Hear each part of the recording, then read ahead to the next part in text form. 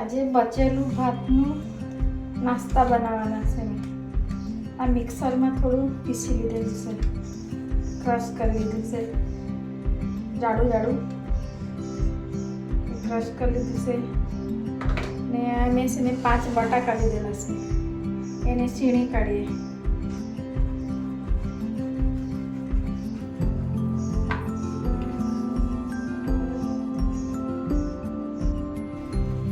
બટાકાની છીણી કાઢ્યા. હવે આપણે આ ભાતનું મિક્સરમાં મિક્સ કરીએ. આ ભાતમાં મિક્સ કરી 2 વાટકી ભાત લીધેલું, વધેલું રાંધેલું. બચી જાય તો એને શું કરવું એવું થાય, અમે નાસ્તા બનાવી જાય એના નાસ્તા બનાવીશું.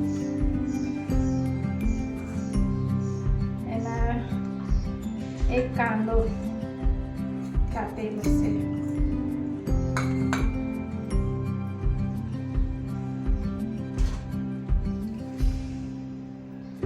આ લાલ મરચું વાટેલું 2 ચમચી,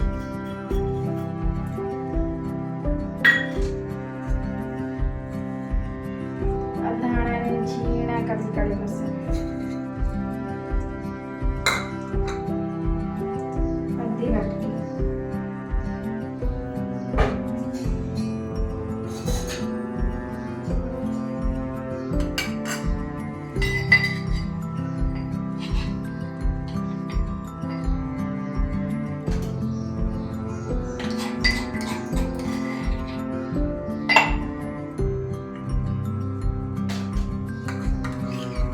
અડધી વાટકી લસણના પેસ્ટ,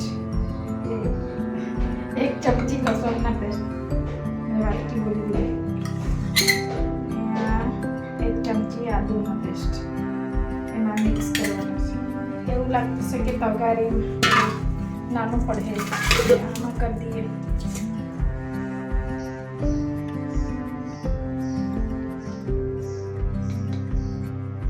બે ચમચી આંબલીની ચટણી,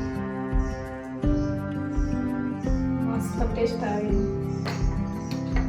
અડધી ચમચી આમચૂર પાવડર,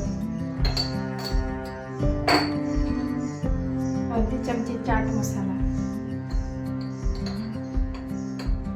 ને અડધી ચમચી દળેલું જીરું,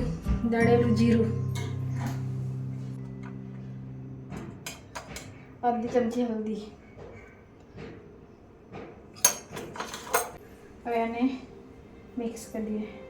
ને આ 2 ચમચી મેં દહીં નાખતી છે આમાં.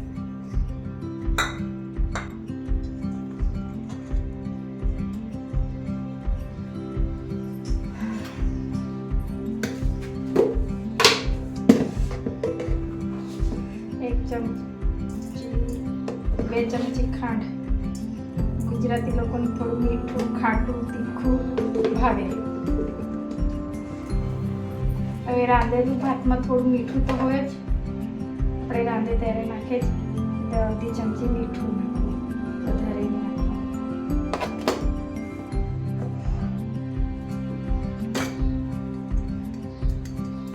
અડધું લીંબુ નાખી દઈએ, ખાટું મીઠું. હવે એને બધા મિક્સ કરી દઈએ.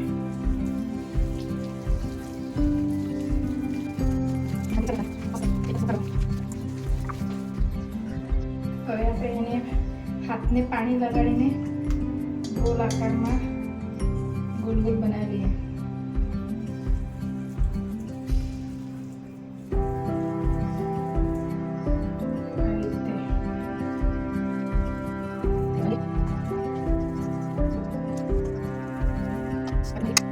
ગોળ ગોળ બનાવી લીધા બધાને જ સાઈડમાં.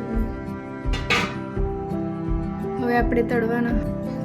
પહેલા મેં તેલ ગરમ કરવા મૂકી દીધું. તેલ ગરમ થઈ ગયું છે, મસ્ત ડીપ પર તળવાના.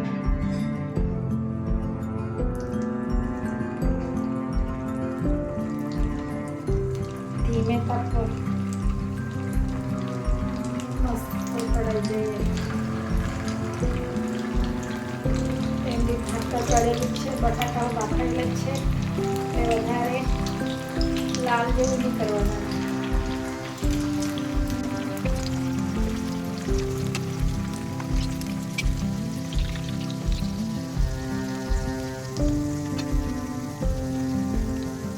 આવી રીતે ફરાવા કરવાનો,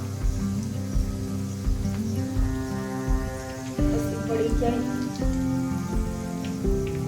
અને ચડેલું જ હોય પણ જરાક બરાબર શેકાઈ જાય તો ટેસ્ટ સારો આવે.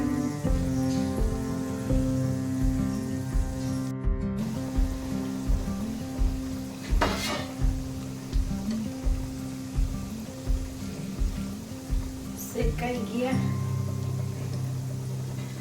આપણે કાઢી લેવાના.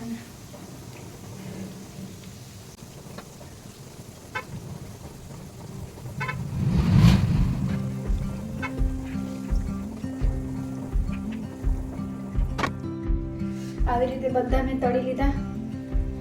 બહુ ટેસ્ટી લાગે. એક વખત બનાવી જોજો. તમને આ મારો વિડીયો ગમેલો હોય તો સબસ્ક્રાઈબ કરજો, લાઈક કરજો અને કમેન્ટ કરજો.